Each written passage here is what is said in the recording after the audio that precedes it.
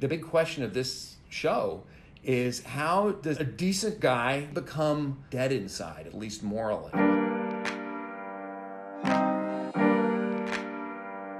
When I started on Breaking Bad, I was always worried about giving the characters a problem that I didn't see a way out of. So, what now? My philosophy has changed over the years. And in the writer's room, if we can't figure out how this character is going to deal with this problem, maybe the audience can't either. In episode 7, Jimmy's sidekick is arrested.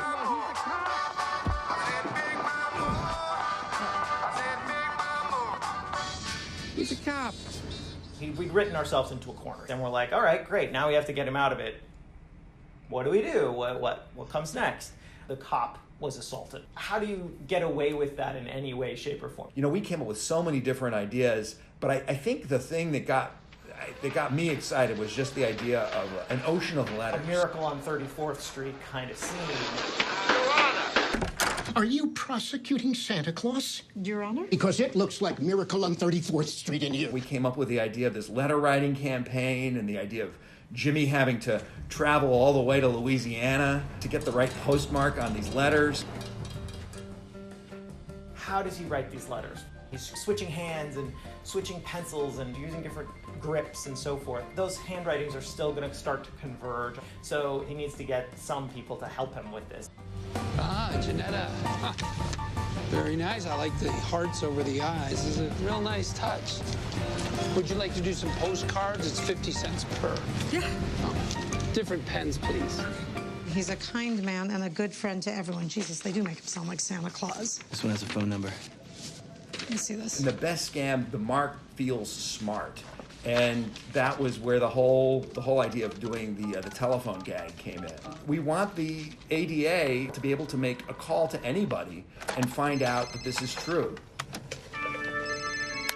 Hello there, Free Will Baptist, Pastor Hansford speaking. Who dis? His lines of what he would and wouldn't do and who's an appropriate target and who's not, they're fading very quickly. But here's a moment when Jimmy comes alive, and it's because he's risking a lot and he's getting to play a role. He's using this Louisiana accent.